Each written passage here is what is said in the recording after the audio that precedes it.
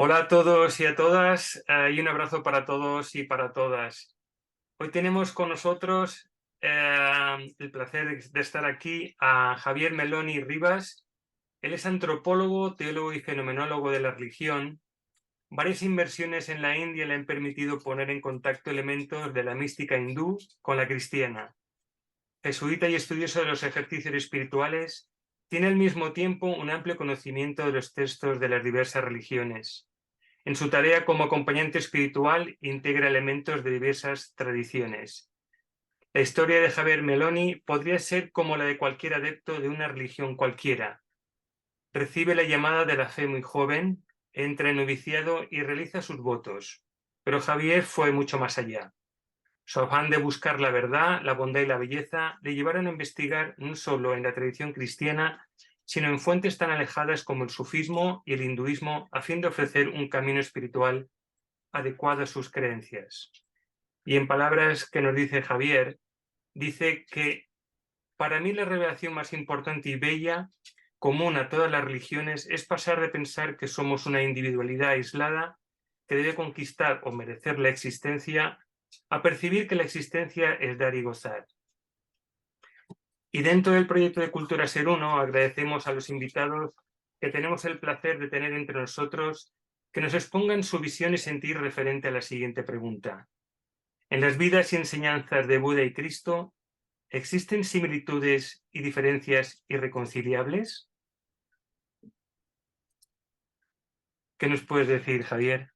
Bueno, el que sean irreconciliables depende de cada uno, depende de la tensión que uno tenga dentro de sí mismo, ¿no? Todo es conciliable en un estado superior de la mirada, ¿no? Hay aquella extraordinaria frase de Einstein que a mí me ha iluminado mucho y me sigue iluminando, ¿no? Que dice, todo problema no puede ser resuelto en el mismo estado de conciencia en el que se ha creado, ¿no? Por lo tanto, si la pregunta empieza con un antagonismo y una incompatibilidad, de ese estado de la pregunta la respuesta no sale de la tensión. Hay que poder responder desde otro lugar donde la tensión se resuelve en una síntesis superior, ¿eh? No en el mismo lugar que se plantea la polaridad, porque la polaridad tiene su función, ¿eh? O sea, hay una diferencia, claro que sí. A mí me gusta decir algo muy claro, me parece, que es todas las religiones van al mismo lugar, pero no por el mismo lugar. Y ahí está la unión y la diferencia de las religiones. Van todas a lo mismo. Ahora lo voy a explicar porque entiendo que es eso mismo de todas. De hecho, ya lo has mencionado de alguna manera en la presentación. eh, pero lo hacen de un modo diferente y por eso el cristianismo no es el budismo no es el hinduismo no es el islam, etcétera, ¿no? Y ahí está la riqueza de los diferentes caminos que van a dar al mismo lugar, pero no por el mismo lugar, ¿no? Entonces, pues si subes por una montaña, en un lugar hay una cascada maravillosa, en otro hay una tartera, en otro hay un prado de vacas y claro, la tartera no es el prado de vacas, ni las vacas son el bosque, pero ¿por qué no puede estar todo en la misma montaña? ¿Qué problema hay de que Claro, todo conviva? Bueno, por lo tanto, pues sí, los acentos budistas son distintos de los acentos cristianos, lógicamente, para eso existe el budismo y para eso existe el cristianismo. Y entonces para ciertas cosas el budismo tiene una excelencia, digamos, y el cristianismo tiene otra excelencia para otras cosas. Y no se trata de decir cuál es el más bueno, sino cuál es más adecuado, ¿no? Para la situación. Es lo adecuado, no lo mejor, sino lo adecuado. Bueno, entonces, probablemente el budismo es adecuado en la India, porque para eso surgió en la India, y el cristianismo, Cristo en el judaísmo surgió en el Medio Oriente, porque lo adecuado para ese tiempo era Jesús y no que apareciera el Buda. Y Jesús no apareció en Oriente, sino que cada cual apareció donde tenía que aparecer. Lo que pasa es que ahora hay una universalización de todas las religiones y esos lugares originales y originarios que están en un tiempo y un espacio muy específico, que hacen a Jesús muy judío y a Buda muy indio, para decirlo así, bien, pues ahora pues todo esto se ha universalizado y entonces digamos, las religiones se han dislocado de su lugar y se han destemporalizado de su lugar, de su tiempo original y se han hecho espacio temporalmente universales y contemporáneas. Entonces, en un momento en que ambas están accesibles, ¿no? Pues es bueno saber a qué accede cada uno y por qué coexisten, digamos, ¿no? Bien. Yo diría que quizás la diferencia fundamental, y vamos a ver en su diferencia cuál es la semejanza, sería la iconografía. La iconografía cristiana es 100% el Cristo crucificado. O sea, ¿cómo identificamos el cristianismo? Pues una cruz, Cristo en cruz. Pues eso ya no tenemos ninguna duda de que es el cristianismo y además eso es la señal de identidad de todas nuestras iglesias, de todos nuestros simbolismos, es Cristo en cruz, ¿no? Y en cambio, la iconografía budista, sin duda, es la postura ascendente del Buda en meditación, con una de sus mudras, pero fundamentalmente pues en estado meditativo, ¿no? Bueno, no es lo mismo estar colgado en una cruz que meditando encima de un cojín, no es lo mismo, ¿no? Entonces, unos y otros podemos hacer una caricatura de la otra tradición religiosa, que a veces se ha hecho, desgraciadamente, ¿no? Yeah. Que mientras el cristianismo, en el Cristo, ¿no? Se ha dicho, ¿no? O se ha contrapuesto el grito de Cristo en la cruz, asumiendo y recogiendo todo el dolor de los crucificados de la historia y todo el grito compasivo y denunciante también de ese dolor crucificado, de los que siguen siendo hoy crucificados en la historia, o el amor de Dios sangrante, pero al mismo tiempo presente, que sería la imagen de la cruz, ese grito en cruz de alguna forma, grito. También es verdad que hay Cristos serenos que no gritan, pero sí están crucificados, ¿no? Frente a el Buda que estaría silenciosamente, con los ojos cerrados, incluso con una semisonrisa, y entonces desde una lectura cristiana dura, esa imagen de los ojos cerrados sonrientes y de cómo puede estar el Buda sonriendo y con los ojos cerrados ante un mundo en llamas y en guerra como es el nuestro, ¿no? ¿Qué pasa entonces? ¿Que el budismo es una evasión? Bueno, desde el lado budista se puede decir, bueno, pues Jesús no fue un ser del todo realizado, pues porque murió en la cruz gritando, cuando un yogi o un auténtico meditativo, pues trasciende el dolor y es capaz de asumirlo. Entonces también desde el budismo se puede hacer una crítica de que Jesús no llegó a la plena realización porque muere pues con un grito cuando pues debería haber... Bueno, estas son las caricaturas que hacemos desde fuera. ¿Cuál es mi comprensión de la integración y al mismo tiempo especificidad de uno y otro? Bien. Pues yo diría que el acento cristiano efectivamente es que ahí hay un amor infinito que no cesa nunca de amar y que ante la agresión, ante la tortura, ante todo lo que la cruz significa, todavía surge más amor, ¿no?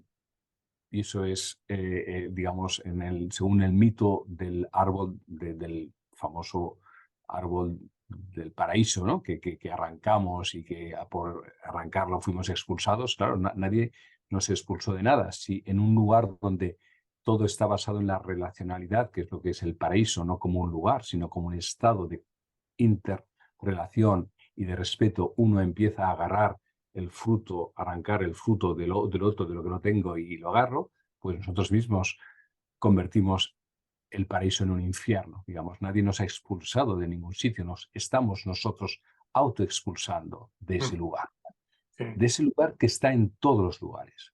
Entonces, ¿cuál es la respuesta cristiana? ¿Cómo se abre de nuevo las puertas del paraíso? Pues alguien que está en el umbral, y ese alguien es uno, Dios y hombre al mismo tiempo, que es lo que es Jesús, porque si fuera Dios está muy bien, pero si Dios no ha pasado por la condición humana, eso no resulta inalcanzable y por lo tanto el misterio cristiano es que en lo humano y en lo divino, en la misma persona, se ha unificado ese amor infinito que en el umbral de la puerta del paraíso y del infierno, porque el infierno o el exilio es lo que queda fuera por nuestra propia autoexpulsión y lo que queda dentro, digamos, es el cielo, el paraíso que nos espera. ¿Cuál es el gozne o el umbral? La donación constante y suprema. ese árbol de la vida, ese fruto del árbol de la vida que seguimos prendiendo, en lugar de al arrancarlo y por tanto al sangrarlo, al crucificarlo, produce todavía más amor.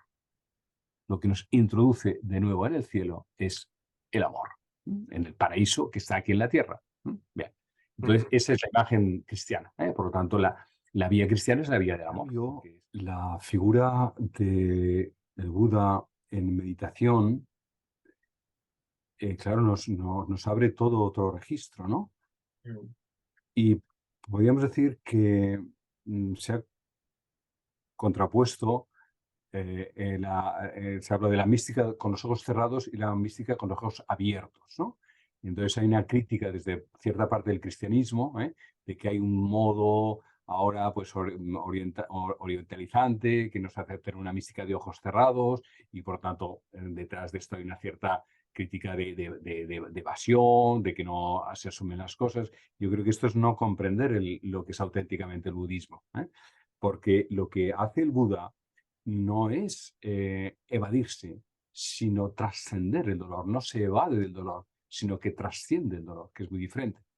Entonces, el Buda no está en un cojín, en un palacio, desentendiéndose de las guerras o de todos los desastres que los humanos cometemos, ¿no? Sino que está retirado en el mismo lugar donde está viendo el dolor, en el mismo campo de refugiados o en el mismo campo de batalla o lo que fuere, con la capacidad de poder observar lo que está generando ese dolor, esa rabia, esa furia, que es la que provoca los desastres del mundo, digamos, ¿no? Entonces, la iconografía budista basada en la figura del Buda sedente meditando, lo que está haciendo al cerrar los ojos no es evadiéndose de la realidad, sino mirando en profundidad esa realidad, porque la inmediatez de lo que sucede nos impide muchas veces ver su trascendencia, su profundidad, ¿no? Por lo tanto, lo propio del signo de que la meditación budista es verdadera es que lleva a las dos grandes cualidades, ¿no?, del budismo, que es sabiduría y compasión. Por lo tanto, si hay sabiduría es porque hay un conocimiento profundo de lo que está sucediendo. Y eso solo se alcanza si hay la capacidad de distanciamiento para poder observar en profundidad no solo lo que sucede fuera en el mundo con sus guerras o sus catástrofes, sino aquello que la produce, y lo que la produce está dentro de cada uno. Por lo tanto, esos ojos cerrados no son los ojos ciegos, sino que son los ojos abiertos hacia adentro. Entonces, hay ojos abiertos hacia afuera, y eso sería el cristianismo, y ojos abiertos hacia adentro, y eso sería el budismo. Y necesitamos ambos ojos, necesitamos ambas miradas, porque una acción solo exterior que no que luche por la justicia y por la paz, pero no tenga conocimiento de qué es lo que provoca la injusticia y la agresividad o la violencia, que es todo aquello desatendido que tenemos, todo aquello de ignorancia que hay en nosotros, sin esa mirada que entra en la profundidad de esos mecanismos destructores que luego cuando están afuera ya son casi inevitables, y al mismo tiempo que hay esa mirada hacia adentro del conocimiento de uno mismo, también hay que resolver las situaciones económico-políticas que hay en el mundo y que requieren una actuación rápida e inmediata, ¿no? Entonces, por esto, digámoslo así, lo propio del cristianismo, cuando ha ido a países del tercer mundo, ha sido hacer hospitales y colegios, digamos, que es una forma de ayudar a una cultura y a unas dificultades higiénicas o lo que fuere para resolver las situaciones sociales, materiales que hay allá. Y en cambio, el budismo, cuando va a los países del tercer mundo, hace salas de meditación, porque los cristianos ya hacen los hospitales y las escuelas. Lo propio del budismo es poner esa mirada interior que no contradice a los hospitales y a las escuelas, sino que las complementa. Bueno, pues yo creo que esas dos iconografías muestran que no están en contradicción, que si lo podemos hacer una caricatura, como he dicho al principio, las contrapones y además no porque son inconmensurables, y entonces una a la otra se anulan, pero de hecho no se tocan. Y en cambio, desde una mirada más que abraza a ambas, las dos cosas son necesarias. Estar junto al dolor de los que sufren la historia, y eso es 100%, digamos, el don del cristianismo y tener la capacidad meditativa y observadora para descubrir aquello que produce ese dolor, y eso es el don del budismo. Entonces, bueno, pues todos los budistas deberían ser cristianos y los cristianos ser budistas, porque al final, cristiano y budista, ¿qué significa? Es decir, son dos actitudes, dos acentos que están encarnadas en dos religiones, pero el tema no es la religión, el tema es la religación, es decir, aquello que nos hace como humanos lo más completo posible sin estos antagonismos, ¿no? Por lo tanto, entiendo la provocación de la pregunta, que los pone en antagonismo, pero cuidado con no, porque hay gente que acentúa ese Claro, antagonismo, ¿no? claro, Pero claro. entiendo que es una pregunta provocadora, ¿eh? Para Sí, superar. sí, sí, sí, lo es. Pero bueno, también ahora me viene cuando comentabas todo esto, las dos posturas o las dos miradas, me vienen las palabras de Pablo de Tarso que dice, escudriñad todo y retened lo bueno. Exactamente, exactamente, exactamente. Es una Y a mirada veces muy abierta. nos cuesta aprender todo eso, ¿no? Totalmente, esa palabra totalmente, y eso es 100% evangélico y 100% cristiano, ¿no? Una Sí, mirada amable, generosa, que sabe discernir y claro, agradecer. Agradecer claro, lo bueno de lo otro, que no lo llevo yo, lo tiene el otro. Pues qué maravilla, lo importante es que lo compartamos, ¿no? claro. Que lo compartamos, ¿no? Bien. Sí, así es. Bueno, Javier, pues muchísimas gracias de nuevo por esta aclaración que es bien necesaria.